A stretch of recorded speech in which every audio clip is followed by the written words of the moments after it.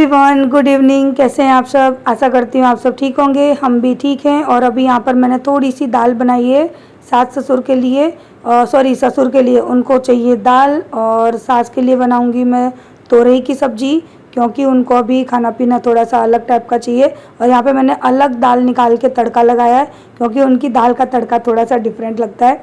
तो जेठानी के जाने के बाद फिर मैं ना फटाफट से लग गई थी किचन में, क्योंकि मैं मजाक कर रही थी कि वो खाना पीना बनाने आई हैं। एटलीस्ट वो देखने आई थी, वो जा चुकी हैं।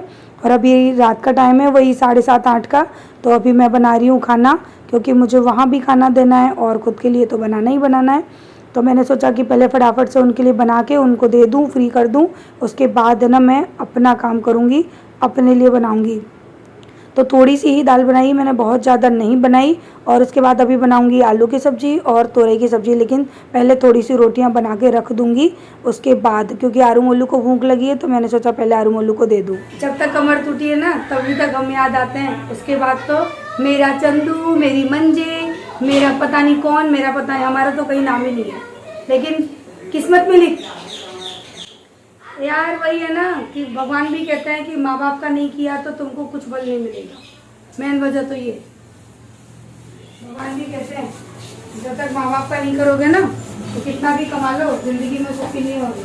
तो इस चीज़ को कोई तो कहते हैं ना, जो सच्चे दिल का इंसान होता है ना केवल वही मानता है। पैसे की मेरे पास कोई कमी नहीं, सब कुछ है मेरे पास, लेकिन यार दिक्कत ही होती है ना कि मैं भी तो अपनी माँ का करने जाती हूँ। मेरे घर में देख, मायके में तो कोई करने वाला नहीं उनका। मुझे समझना थोड़ा सा मुश्किल है। ये तो छोटी सी बात है यार। मेरी सास ने पता है क्या बोला कि मैं मर जाऊं ना तो तुमको मैं अपनी दहली पे चढ़ने नहीं दूंगा। और तुम्हारे बाबूजी अगर मर गए ना तो मैं तुमको अपनी दहली पे चढ़ने नहीं दूंगी। और अगर मैं मर गई तो मैं इनसे कह जाती हूँ कि तुमको कभी दहली पे चढ़ने ना दे। अभी तो तुम मरी भी नहीं हो, अभी तो खाली तुम्हारे थोड़ी सी तकलीफ आई है, तो तुम दहली पे क्या चला रहे हो? तुम मेरे हाथ का खाना भी खा रहे हो। तो यही तो कहती हूँ, तो मेरी जिंदगी से कुछ उदाहरण ले ले यार। तू अपसेट हो रही थी, शायद तुझे भगवान ने जवाब दे दिया होगा। फिर भी तुझे सुन, अगर तेरे दिल में थोड़ी सी भी हमदर्दी है ना किसी के लिए, तो तुझे करना पड़ेगा और तू करेगी। देख ले, मैं कर रही हूँ ना। बहुत दुख लगता है यार, दुख नहीं लगता कि तो हमको तुमसे कुछ नहीं चाहिए। पैसा है हमारे पास, इज्जत है हमारे पास, समाज में एक हमारा अलग ही लेवल बना हुआ है। तो हम तो बस यही चाहते हैं ना कि उस लेवल में हमारे माँ बाप हमारे साथ खड़े रहे। लेकिन उनको तो केवल हमारे साथ खड़े होने में भी प्रॉब्लम है। उनको चाहिए उनके बगल में बैठ के चुगली करने वाली बहुएं, काना फूसी करने वाली बहुएं। भाई देखो, मेरे अंदर ये लक्षण नहीं है। सेवा करनी है, करवा लो, प्यार से बोलो और प्यार से सुन लो। तुम गालियाँ दोगे तो भाई सीधी फिर मैं भी नहीं हूँ। तुम गालियाँ दोगे तो दो जवाब तो मैं भी दे ही सकती हूँ।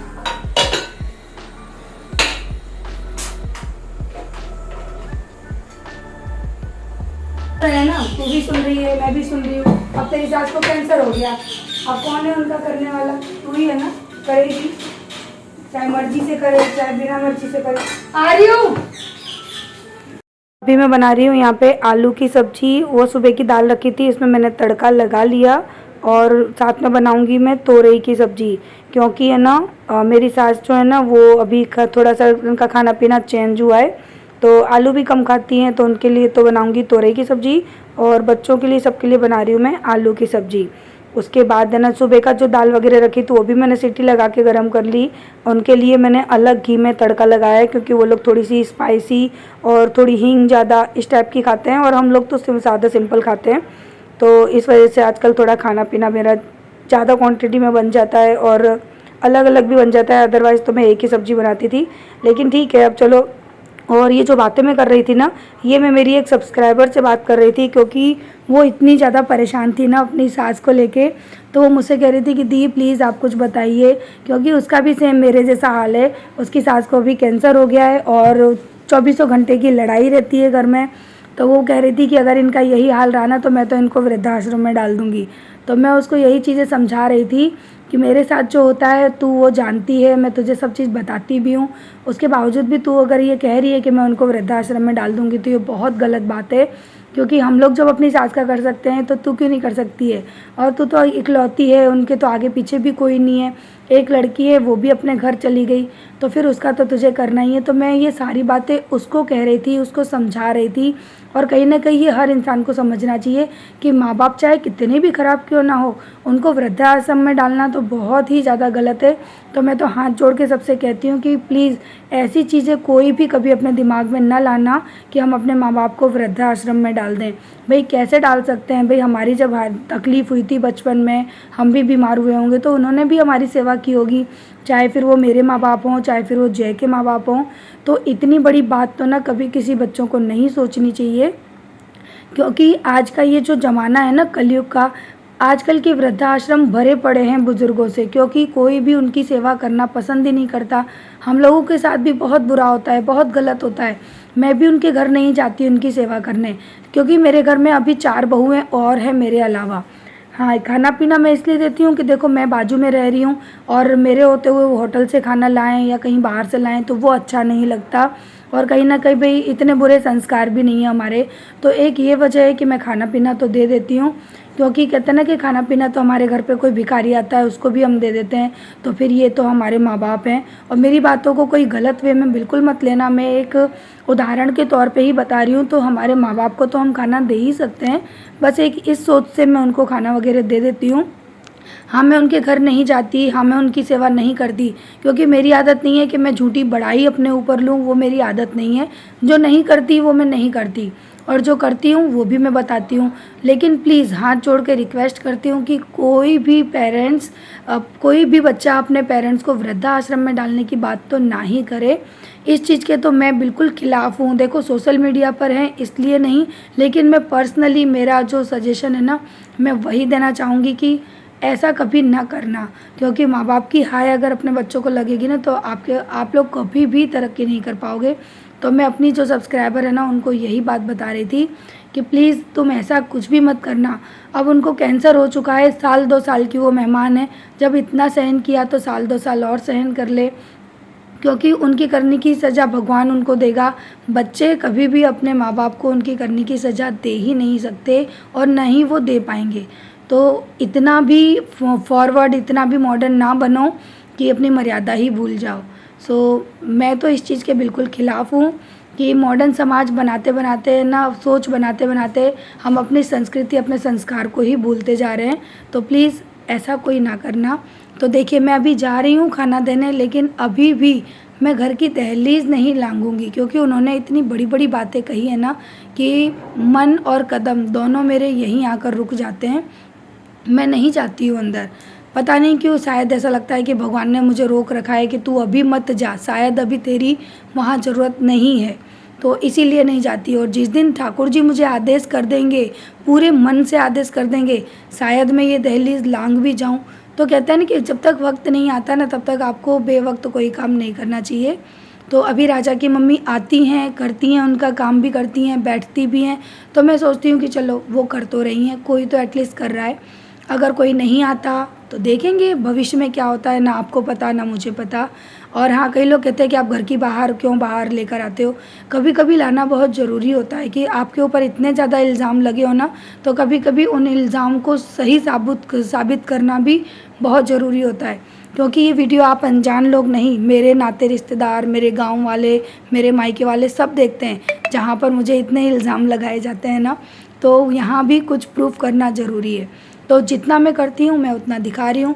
ससुर को खाना दे दिया, वो भी खा लेंगे। और जय अभी कर रहे हैं अपनी मम्मी की मालिश, क्योंकि उनकी फुल बॉडी की मालिश होती है, तेल लगाया जाता है, सिकाई की जाती है, क्योंकि ये उनके लिए बहुत इम्पोर्टेंट है। और अभी 15 दिन से तो जय ही कर रहे थे, क्योंकि उनकी तबीयत ख़राब हुए 15 दिन हो चुके हैं। लेकिन अब मैंने सुना है कि उन्होंने किसी को हायर किया है अपनी मालिश करने के लिए, क्योंकि शायद डॉक्टर ने कुछ कहा है। तो नेक्स्ट बार अभी जब जाएंगे ना, मैं सारी चीज़ें बताऊंगी।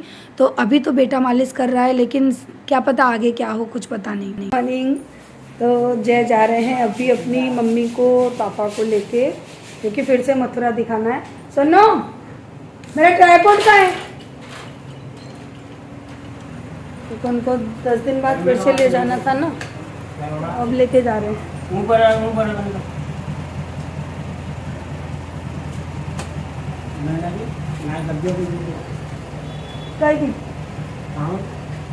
कौन सा हवा डलवाने जा रहे हो? जाओ, अभी तो हवा डलवाने जा रहे हो। काहे की नहीं करती काम की। तो अभी जय जा रहे हैं और मैंने बोला कि जाने से पहले एक बार गाड़ी में पानी वगैरह चेक कर लो, क्योंकि एक बार हम लोग जा रहे थे ना तो गाड़ी का पानी ख़त्म हो गया था और गाड़ी हीट पकड़ने लगी थी। तो मैंने कहा कि एक बार जाने से पहले चेक कर लो, क्योंकि तुम ऐसे ही उठ के चल देते हो और लॉन्ग टाइम है, यानी लॉन्ग वे है, तो थोड़ा सा केयरफुल होके जाना चाहिए। तो मुझसे बोले थे तू लॉक खोल, तू भी तो गाड़ी सीख रही है, तू लॉक खोल। तो मुझे लॉक खोलना ही नहीं आ रहा था, तो बोलते हैं ऐसे चलाएगी तू गाड़ी, ऐसे सीखेगी। तो मैंने कहा सिखा दो यार, तुम ही सिखा दो। तो है ना, मैंने खोला लास्ट में, फिर वो बाबा ने खोल दिया और वो लॉक है ना खुल गया था। तो जिसमें पानी वगैरह चेक करना होता है वो। तो जय अभी जा रहे हैं अपनी मम्मी को सुबह सुबह हॉस्पिटल लेके, क्योंकि वहाँ पर आज उनकी सिकाई भी होनी है और चेकअप भी होना है दोबारा से। तो ना वहाँ लेकर जाएंगे और उसके बाद आ जाएंगे 12 बजे तक वो रिटर्न होके आ जाते हैं वहाँ से। लेकिन पता है आज है ना डॉक्टर ने इनको बोला कि है ना आपको यानी अब फैमिली में रहने की ज़रूरत है, आप अब अकेले मत रहो, क्योंकि सारी सिचुएशन भाई डॉक्टर को तो बतानी पड़ती है। उन्होंने मना किया कि आप इस उम्र में अब अकेले मत रहो और किसी न किसी बहू बेटे के साथ रहना पसंद करो। डॉक्टर ने साफ मना कर दिया है, लेकिन वो इतनी कहते हैं कि इतनी ज़िद्दी है ना कि किसी भी 5 में से किसी भी बहू बेटे के साथ रहना ही नहीं चाह रही हैं। उनका कहना ये है कि मेरे घर आओ, मेरी सेवा करो और चले जाओ। इससे ज़्यादा वो किसी से मतलब रखना नहीं चाह रही। आगे से आओ, आगे से बोलो, आगे से मेरी सेवा करो, पर मैं किसी के घर नहीं जाऊंगी। डॉक्टर ने ये बोला कि भाई अब आपकी कंडीशन ऐसी है ना कि आप भाई मुश्किल है कि आप खड़े होकर पहले की तरह सारे काम कर सको। आप लोग भी इनकी कंडीशन देख रहे हो, कितनी बुरी कंडीशन है, लेकिन फिर भी ना वो झुकना नहीं चाहती किसी भी बहुओं के सामने। इस बार तो मैं आ गई थी थोड़ा सा, लेकिन गिरिराज ने पकड़ लिया। मैंने गिरिराज को इशारा कर दिया, मैंने कहा तू पकड़ ले, बिठा दे। और मैं तो दूर खड़ी थी, आज भी मैं दूर ही खड़ी थी। भाई मेरा जो काम है वो मैं करती हूँ, लेकिन इतना दिखावा मैं नहीं करती कि मैं दौड़ के जाऊँ तुम्हारा करूँ। भाई मन में वो चीज़ नहीं है तो मैं नहीं करूँगी। और जितना मुझे करना चाहिए, हाँ भाई कि बीमार तो छोड़ नहीं सकते, दवा करा रहे हैं। अपने खर्चे जो खर्चा होता है हम उनसे खर्चा भी नहीं लेते हैं कि हमको नहीं चाहिए। माँ बाप के लिए कर दिया, सोचो भगवान के लिए भोग लगा दिया, दोनों चीज़ बराबर ही है। लेकिन फिर भी वो किसी के साथ में रहना नहीं चाहती। ऐसी कंडीशन में भी उनको अकेले ही रहना है, अकेले ही सब कुछ पसंद है। अब इसमें भाई हम लोगों की क्या गलती है, मेरी क्या, मैं तो कहती हूँ हम 5 बहुओं में से किसी की गलती नहीं है। वो जिसके पास रहना चाहती हैं वो गुड़गांव रहता है, वो उनका लाडला बेटा है और उसी की वाइफ को वो ज़्यादा चाहती भी हैं। तो उनके पास इसलिए नहीं जाती हैं कि अरे वो उनको परेशानी होगी। और मुझे नहीं पता, असली बात तो मुझे पता ही नहीं है कि क्यों वो उनको नहीं बुला रही हैं और क्यों उनके पास नहीं जाती हैं। वो ये चाहती हैं कि दूँ उसको सब कुछ, प्यारा वो है, करें बाकी ये लोग। तो ऐसी सोच से देखो फैमिली में दरार पड़ ही जाती है। और अभी ये हो रहा है हमारा दोपहर का टाइम। जय आ चुके हैं मथुरा से, तो अभी दोपहर के टाइम है। तो हम लोग गए थे गैस डलवाने के लिए, क्योंकि मथुरा गए थे तब गैस नहीं डली थी गाड़ी में। जय बोल रहे थे कि गाड़ी में बिल्कुल भी गैस नहीं है, पेट्रोल पे चल रही है। तो मैंने कहा चलो चलते हैं, साथ में मैं भी थोड़ा बहुत हाथ साफ़ कर लूँगी। तो फिलहाल अब तो मैं गाड़ी अच्छे से चला लेती हूँ। आप लोग भी देख रहे हो कि मैं गाड़ी अच्छी तरह से रोड पे, हाईवे पे चला रही हूँ। तो धीरे धीरे करके ही सही मैंने गाड़ी चलाना सीख लिया, लेकिन अभी भी बिल्कुल परफेक्ट तरीके से नहीं आया है। गाड़ी को बैक करना और एकदम स्पीड में चलाना वो थोड़ा सा अभी टफ़ है और उसमें थोड़ा सा टाइम लगेगा।